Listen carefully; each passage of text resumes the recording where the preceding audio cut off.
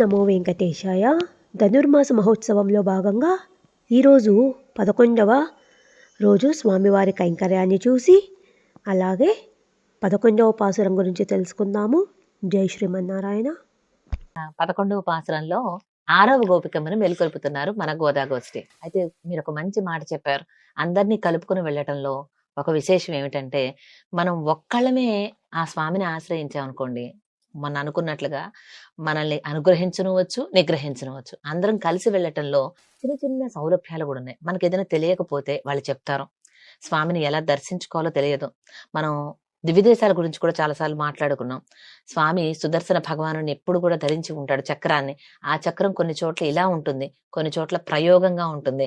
ప్రయోగ చక్రంతో ఉన్నాడా స్వామి, ఎలా ఉన్నాడు, కూర్చొని ఉన్నాడా, నిల్చుని ఉన్నాడా, నువ్వు ఇది చూసావా, అది చూడలేదా, ఇలా లోపలికి వెళ్ళొచ్చిన తర్వాత వెళ్ళొచ్చినటువంటి వాళ్ళు నువ్వు ఇది చూసావా లేదా అంటూ మళ్ళీ చెప్తే, నేను మర్చిపోయాను, మళ్ళీ వెళ్ళి చూసి వస్తా అంటే, మనం ఏదన్నా మర్చిపోయినా, మనకి ఏదన్నా తెలియకపోయినా తెలియచెప్పటానికి ఉంటారు గోష్ఠిలో వెళ్ళటం ద్వారా.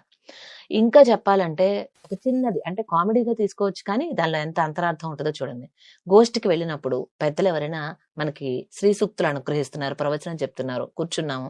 అదే ఇంట్లో కూడా మనకి టీవీల్లో వస్తుంటాయి, అన్ని చూస్తూ ఉంటాయి. కానీ చూస్తూ చూస్తూ నిద్రపోయేటువంటి ఒక ఇది చాలా మందిలో కనిపిస్తుంటుంది. పొద్దున్నే లెగుస్తారు కదా, ఆ ప్రవచనం వింటూ ఉంటూ ఎవరింట్లో వాళ్ళం విన్నామనుకోండి, నిద్రపోయే అవకాశం. అదే గోష్ఠిలో ఉన్నాం అనుకోండి, పడుకున్నావేంటి, మంచి పాయింట్ వచ్చింది లే అంటూ పక్కన వాళ్ళు ఎప్పుడైనా అంతే. గోష్ఠిగా ఆలకించటంలో వచ్చేది అదే ప్రవచనం, లైవ్ లోనూ వస్తుంది. అలాగే మీరు నేరుగా కూడా దగ్గరకు ఉన్నటువంటి కోవిలకు వెళ్ళి చూడొచ్చు. ఉదాహరణకి పద్మజ రామానుజదాసి నా ఛానలే తీసుకోండి, నేను అక్కడ మంచిర్యాలలో చెప్తున్నాను, అక్కడ చెప్తున్నాను. మీరు అదే ప్రవచనం కావాలంటే యూట్యూబ్ లోనూ చూడొచ్చు. యూట్యూబ్ లో చూస్తూ చూస్తూ మీరు నిద్రపోతే మేలు కొలిపే వాళ్ళు కూడా ఉంటారు. ఇక్కడికి వస్తే చక్కగా ఆ విశేషం, ఇది చూసావా ఇంకా బాగుంది, అది చూసావా ఆ రోజున అలా చెప్పారు, నిన్న ఏం చెప్పారు, ఇంతకీ నిన్న ఏం నామం, ఇలా కొంత డిస్కషన్ ద్వారా ఏమవుతుందంటే, కలిసి చెప్పుకోవటం ద్వారా మనసుకి మరింతగా ఆ యొక్క వైభవం చేరుతుంది, అవగతం అవుతుంది, హృదయగతం అవుతుంది. అదే ఈ పాసురాల రూపంలో గోదమ్మ చెప్పింది. అందుకోసం గోష్ఠిగా వెళ్ళాలి. అలా ఈనాడు తమ గోష్ఠిలో కలుపుకోవడం కోసం 6వ గోపికను మేల్కొలుపుతున్నారు. ఈనాటి గోపిక చాలా ఐశ్వర్యవంతురాలైనటువంటి గోపిక. 9వ పాసురలో గోపిక మణులతో నిర్మించినటువంటి భవనంలో ఉంది. ఈనాటి గోపిక యొక్క సోదరుడు ఎన్ని ఆవులున్నాయో ఆయన దగ్గర, ఎంత గోసంపద ఉందో, అటువంటి సమృద్ధి అయినటువంటి ఐశ్వర్యం పైకి ఐశ్వర్యంగా కనిపిస్తుంది. ఐశ్వర్యం అంటే సేవ చేసుకునేటువంటి భాగ్యం. భగవంతునికి ఈ ఆవులన్నిటి నుంచి తీసిన పాలు వాళ్ళు ఏం చేసుకుంటారండి, అమ్ముకోవడానికి కాదు, సర్వం కృష్ణయ్యకి సమర్పించడం కోసం. కాబట్టి వీళ్ళు ఎప్పుడు కూడా ఆ స్వామి సేవలో ఉంటున్నారు అనటానికి ప్రతీకయే ఈ ఐశ్వర్యం అని చెప్పొచ్చు. అటువంటి గొప్ప ఐశ్వర్యవంతుడైనటువంటి సోదరిని మేల్కొలుపుతున్నారు ఈ రోజు పాసురంలో. ముందుగా పాసురాన్ని అనుసంధానం చేద్దాం. கத்து கரவை கணங்கள் பல கறந்து செத்தார் திரளழிய சென்று செரு செய்யும் கொத்தும் ஒன்றில்லாத கோவல்றதும் பொற்கொடியே பொத்தரவல் குலுப்பன மேலே போதராய் சுத்தத்தோழிமார் எல்லாரும் வந்து நென் மொத்தம் புகுந்து முகில் வண்ணன் பெயர் பாடா சித்தாதே பேசாதே செல்வ பெண்டாட்டி நீ எத்த குறுங்கும் பொருளேலோ ரெம்பாவாய் ஆண்டாள் திருவடிகளே శరణం. నేటి గోపబాలిక ఐశ్వర్యవంతురాలే కాదు, గొప్ప సౌందర్యవంతురాలు కూడా, సౌందర్యవతి. ఎలా అంటే, శ్రీకృష్ణ పరమాత్మకి తుల్యశీల వయోవృత్తాం తుల్యాభిచన లక్షణం అన్నట్లుగా అన్నింటికి తగినటువంటి గోపబాలిక అనమాట. కృష్ణయ్యతో సమానమైన అందం గలది, కృష్ణయ్యతో సమానమైన ఐశ్వర్యం గలది. అటువంటి గోపబాలికను మేలుకొలుపుతున్నారు. ముందుగా వారి యొక్క గో సంపదను గురించి వర్ణిస్తున్నారు. ఆమె సోదరుడు అంటే, వారికి ఎన్ని గోవులు ఉండేవంటే, కొన్ని గోవులండి దూడలకి జన్మనిచ్చినాయి, కానీ ఇంకా దూడలాగా ఉన్నాయి, అంతా లేతగా ఉన్నాయి అన్నమాట.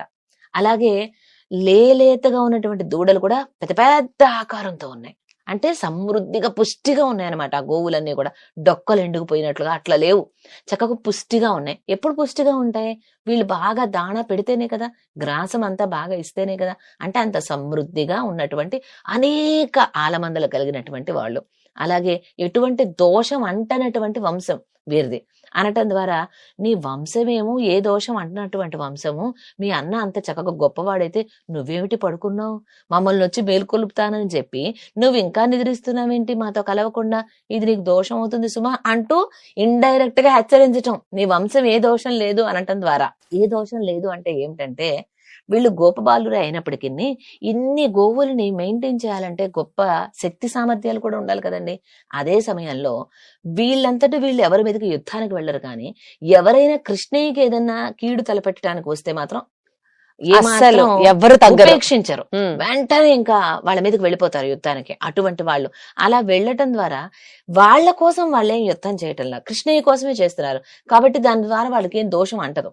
అలా పరుల కోసం అని చెప్పి ఇంత చక్కగా మీ సోదరుడు ఉంటే నువ్వు మా కోసం ఉండాలిగా, నువ్వు ఇంకా నిద్రిస్తున్నావేంటి, నువ్వు లేచి మాతో కలిస్తే నీ కోసమన్నా కృష్ణయ్య తొందరగా వచ్చేస్తాడు, కాబట్టి లేచి రావమ్మా, నేను ఇంతగా పలుకుతున్నా ఇంతగా పిలుస్తున్నా ఉలకడం లేదు పలకడం లేదేంటి, సిత్తాదే పేసాదే అని అంటున్నారు, మాట్లాడకుండా అలా పడుకుని ఉంటే ఎలాగమ్మా, లేచి రావమ్మా ఓ ఐశ్వర్యవంతురాలా అనటం ద్వారా నీ దగ్గర ఎంత గొప్ప ఐశ్వర్యం, ఎంతో గొప్ప అందగతివి, నీ అందం చూసి ఆ కృష్ణయ్యే నిన్ను మోహించి నీ దగ్గరకు వస్తాడు, అందుకని ఆయనే వస్తాడులే అని ఊరుకున్నావేమో, కానీ మా కోసం లేచి మాతో పాటు రావమ్మా అని అంటున్నారు. అలాగే నేటి గోపిక యొక్క సౌందర్యాన్ని కూడా వర్ణిస్తున్నారు. ఏమని, ఈమె యొక్క నడుము సౌందర్యాన్ని చెప్తున్నారు, అలాగే నితంబ ప్రదేశం యొక్క సౌందర్యాన్ని చెప్తున్నారు. ఎంత అద్భుతంగా ఉందంటే ఒక పాము పుట్టలోకి వెళ్ళటానికి ముందు తన శరీరాన్ని కుచింప చేసుకుంటుంది, లోపలికి ఇలాగా ఆ రంధ్రంలో నుంచి లోపలికి వెళ్ళాలి కదా, పుట్ట రంధ్రంలో నుంచి, అందుకని తన శరీరాన్ని మొత్తాన్ని కుచింపు చేసుకొని లోపలికి వెళ్ళిపోయిన తర్వాత ఒక్కసారి విదిలించుకొని పడగ విప్పుద్ది లోపల. ఎందుకంటే బయట పడగ విప్పితే తనను ఈ మనుషులు ఏదైనా చేయవచ్చనే ఉద్దేశంతో జర జర జర జర పాక్కుంటూ లోపలికి వెళ్ళిపోయి ఇంకా లోపల తన పూర్తి సంరక్షణగా ఉన్నానని భావించాక పడగ విప్పుతుంది. ఆ పడగ విప్పినప్పుడు నిగనిగలాడుతూ ఉంటుంది. అటువంటి నితంబ ప్రదేశం నడుము కింది భాగం ఈ గోపికమ్మదనమాట. అసలు ఎంత గొప్ప వర్ణన చూసారా. ఆ పాము పడగ వంటి నితంబ ప్రదేశం కలది అనటం ద్వారా ఈమె యొక్క నితంబ ప్రదేశము అంటే నడుము కింది భాగం, పడగ ఉండేది పైన, అవును ఆ పడగ కింద భాగం అని చెప్తున్నారు. ఆహా, ఈమె గోపిక యొక్క నడుము కింది భాగం అంటే పిరుదుల భాగాన్ని వర్ణిస్తున్నారనమాట. నితంబ ప్రదేశం అంటే ఎలా ఉన్నది, నిండైనటువంటి నితంబము అనటం ద్వారా చూడండి, ఒక అమ్మాయి అందంగా ఉండడానికి మనకి సాధారణంగా ఏవో కొలతలు చెప్పుకుంటూ ఉంటారు, ఇలాంటి ఒక వర్ణన చేయడం ఎక్కడా వినలేదు అసలు. గోపికగా మన గోదమ్మ ఏం చెప్తున్నారంటే అంతరార్థం గ్రహించుకోవాలి మనం. ఒక అమ్మాయి వక్షోజ సౌందర్యం బాగుంది అని అంటే గోపికమ్మ గురించి గోదమ్మ మామూలు లౌకికమైన అందం గురించి చెప్పదు, అంటే ఆమెలో పరభక్తి పరజ్ఞానం అనేటువంటి భగవంతుని పరంగా ఉండేటువంటి భక్తి ఉన్నతంగా ఉంది, చాలా గొప్పగా ఉంది. అలాగే నడుము భాగం సన్నగా ఉంది అనంటే ఏమిటి అర్థం అంటే పై భాగం కింద భాగం వేరు చేస్తుంది అన్నట్లుగా సన్నని నడుము అని చెప్తుంది గోపిక. కొంతమంది గోపికల యొక్క సౌందర్యం నడుము సౌందర్యం అంటే ఏమిటి, భగవంతుడి కంటే వేరైనటువంటి ఇతర విషయాల పట్ల పరిపూర్ణ వైరాగ్యం, భగవంతుడు తప్ప వేరే పట్టదు, అంటే మిగిలిన విషయాల్లో ఆమె ఉన్నా లేనట్లుగానే ఉంటుంది, అది ఆమె నడుము సౌందర్యాన్ని సూచిస్తున్నట్లుగా చెప్తారు. ఆమెలో ఉండే వైరాగ్యాన్ని సూచిస్తూ నడుము సౌందర్యం, పై అర్థం తీసుకోకూడదు. అందుకే తిరుప్పావై కేవలం పాటలుగా కనిపించిన విశేషమైన అర్థాన్ని పెద్దల ద్వారా గ్రహించాలి. అలాగే నితంబ ప్రదేశం గొప్పది అనటం ద్వారా అది కూడా ఆమెలో ఉండేటువంటి పరభక్తిని గురించి సూచిస్తున్నారు. అలా ఆమెలో ఉండేటువంటి భగవంతుడి మీద ఉండేటువంటి భక్తి, ఆ జ్ఞానము, ఆ వైరాగ్యము, భక్తి జ్ఞాన వైరాగ్యాలనే ఆమె యొక్క రూపంగా సూచిస్తూ చెప్తున్నారు ఇక్కడ.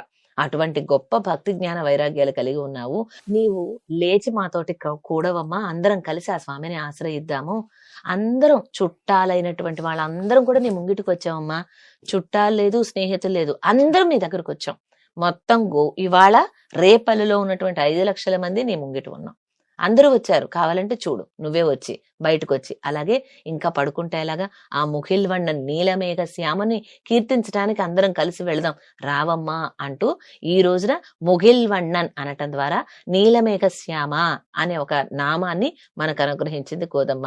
ఆ స్వామి నామాన్ని కీర్తిస్తూ వెళదాం రావమ్మా అంటూ పిలుస్తుంది. నీలమేఘ శ్యామ నీలమేఘ శ్యామ అంటూ కీర్తిద్దాం, లేచిరా అమ్మ అంటూ నేటి 11వ పాసరంలో 6వ గోపికను మేల్కొలిపి తమలో చేర్చుకుంటున్నారు మన గోదాగోష్ఠి.